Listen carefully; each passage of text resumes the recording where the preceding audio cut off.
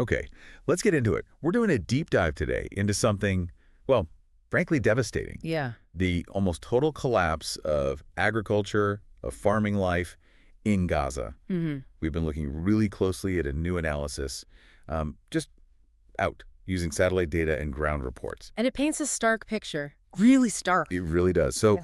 our aim here is to, grasp the sheer scale of this destruction, try to understand the causes based on the info we have, and face up to the consequences for people there. Which are incredibly dire. Exactly. And the headline finding from this analysis is, well, it's shocking.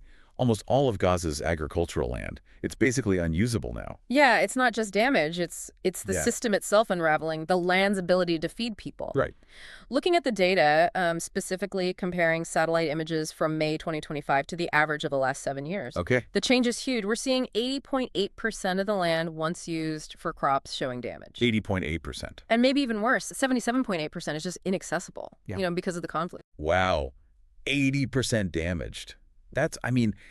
It's hard to even picture that. What does that actually leave? Not much, less than 5%. Less than 5. Yeah, the analysis says just 4.6% of the land is still potentially viable for farming right now. How can they even measure that so precisely? Well, one tool is the Normalized Difference Vegetation Index, NDVI. It's basically how satellites measure, like how green and healthy plants are. Oh, yeah. And when they compared May 2024 to the average of the previous 7 Mays, Yeah. they saw a 30% increase in damaged cropland A 30% jump. in that 1 month. So this wasn't just gradual wear and tear over months. It was accelerating, like right up until this analysis. Absolutely, accelerating fast. The analysis points to, well, exactly what you'd expect in intense fighting. Got 'em shelling. Right, Yeah. bombings, shelling, heavy vehicles just tearing up the ground. Yeah. And then you layer the blockade on top of that. Which tightened significantly, right? Mhm. Since March 2025. Exactly, so it's this double hit. The land itself is ruined physically, and then even the tiny bits that might be okay, people can't get to them or work them.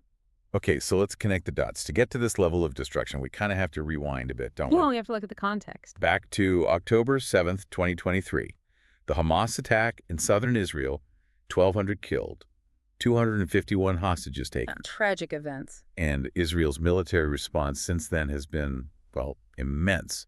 The casualty figures from Gaza's health ministry are over 53,000 Palestinians, mostly civilians. And this conflict hasn't just destroyed buildings, it's reshaped the land itself. Turned fields into, well, what this analysis shows, barren, unusable land. And that's so crucial because agriculture wasn't just some minor thing in Gaza. It was vital. Right. It wasn't a side hustle. No, not at all. It employed thousands, provided essential fresh food for people already struggling economically. Think about, strawberries, eggplants, all sorts of crops. I remember hearing about investment, too, trying to boost it. Yeah, the U.S. put in $50 million back in 2016, specifically for Gaza's farming sector, trying to build stability, help local food production. And now, less than 5% usable.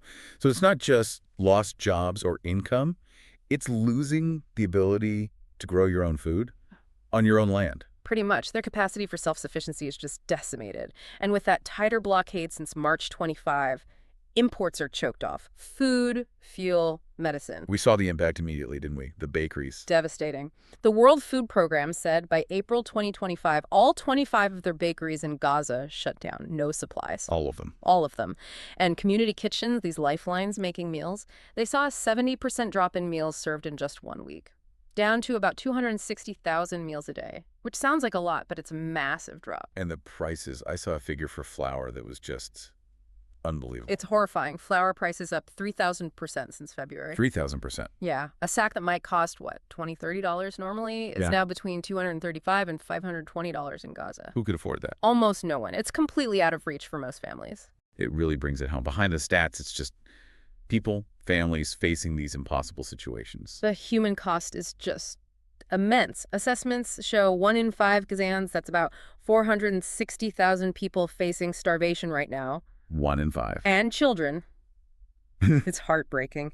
Projections suggest 71,000 kids under 5 could face acute malnutrition by early next year. Thousands of pregnant women needing urgent treatment, too. And you hear these stories. Gut-wrenching stories. Parents searching garbage for scraps, boiling grass, using animal feed sometimes. I read about a mother, Imran Rajab. Yeah, trying to bake bread with flour she found in a dumpster. for her 6 kids. Yeah. And getting aid in to actually help people in that situation, Hmm. it's a huge challenge itself, isn't it? Incredibly difficult. Aid has been just trickling in, like 5 trucks here, 9 there, after months of almost nothing essential getting through. Just trickles. A few trucks with baby food, medical supplies got in recently, but UN officials are really clear it's nowhere near enough. What is enough? What was normal before? Before the conflict, 500 trucks of various goods entered Gaza every day. 500 a day, Yeah. compared to maybe a handful now. Exactly. And often, aid piles up at the border. Can't get in or can't be distributed once it's inside. One UN official said the whole operation has been strangled. There has been talk about new plans for aid distribution from Israel's side. Yes, Prime Minister Netanyahu mentioned easing the blockade slightly, trying to avoid a starvation crisis. Okay. The reported plan involves using a new U.S.-backed group, maybe run by a former Marine, distributing aid boxes from militarized points using armed contractors. How has that gone down with aid organizations? The big international groups, the UN included, are very concerned. They've called it unworkable. Unworkable. Why? Big worries about violating humanitarian principles, especially neutrality. If aid distribution looks like it's under military control or quasi-military control, that's a huge problem for them. And all this, the aid struggles, the potential plans, it's happening while the military operations are still ongoing. Very much so. Israel's campaign continues. Stated goals include taking control of all of Gaza. Airstrikes are ongoing. We still see reports of casualties daily. Yeah, reports of 85 killed in one day recently, women and children among them. The military says it targets Hamas structures, but strikes at schools, hospitals, homes. Gaza's health ministry reported 22 children killed in strikes one recent morning, And this is all happening alongside the hostage situation, Oh. the negotiations. which are incredibly difficult. Hamas still holds hostages. Their demands haven't really changed. Full Israeli withdrawal, permanent That's ceasefire. Israel's position. Involves Hamas disarming, leaving Gaza.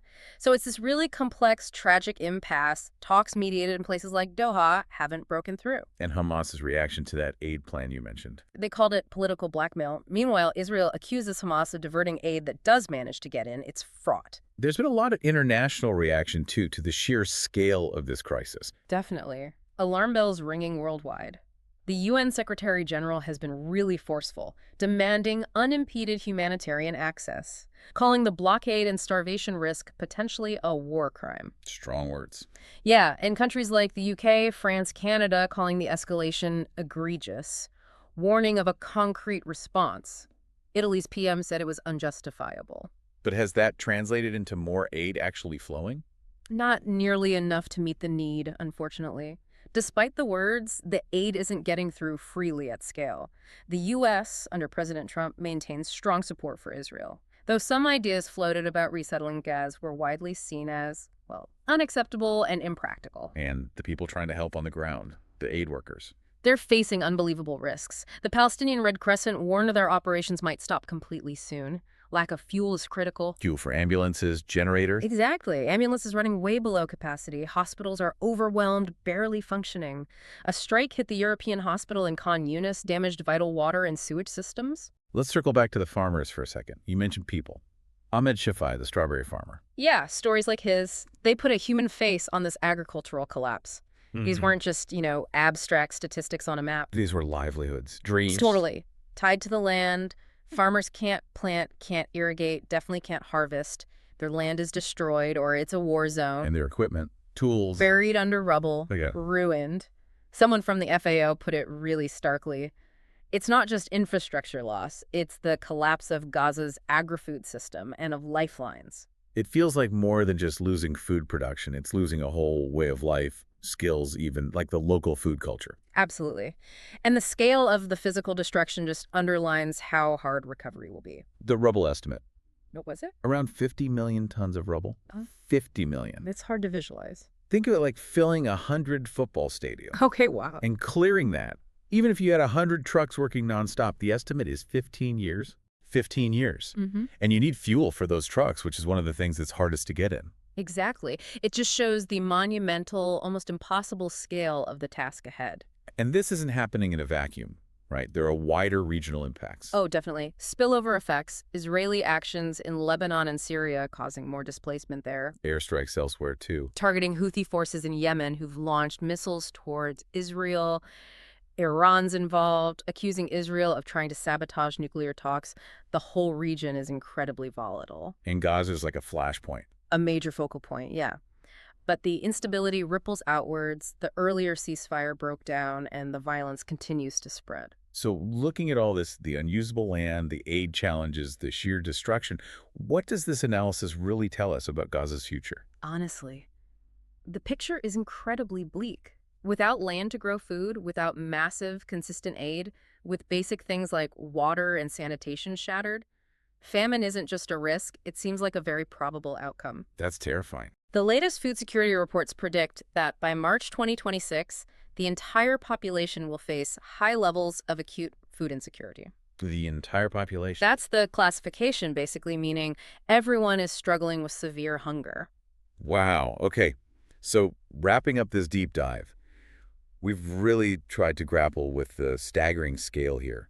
This agricultural destruction shown in the analysis, less than 5% usable land. Measured with satellites and EVI. Right. We connected it back to the conflict's history, talked about how vital farming was before this. And the humanitarian catastrophe now. Starvation, food prices, those personal stories. Yeah.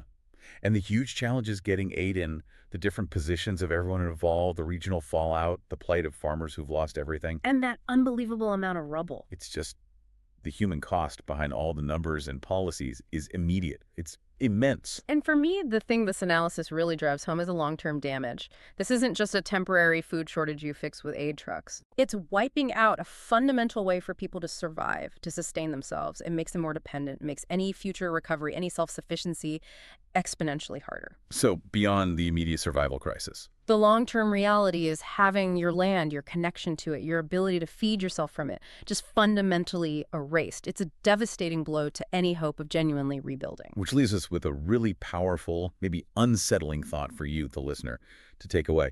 Building on all this, given that sheer physical destruction, 50 million tons of rubble, maybe 15 years to clear, and this near total collapse of farming, of a society's basic ability to feed itself from its own soil, what does rebuilding Gaza even mean? What does it truly entail beyond just aid drops, when the very foundation, the land itself, has been so obliterated, and that core capacity for self-sustenance is gone? Thank you for joining us for this deep dive into the sources on Gaza's feels.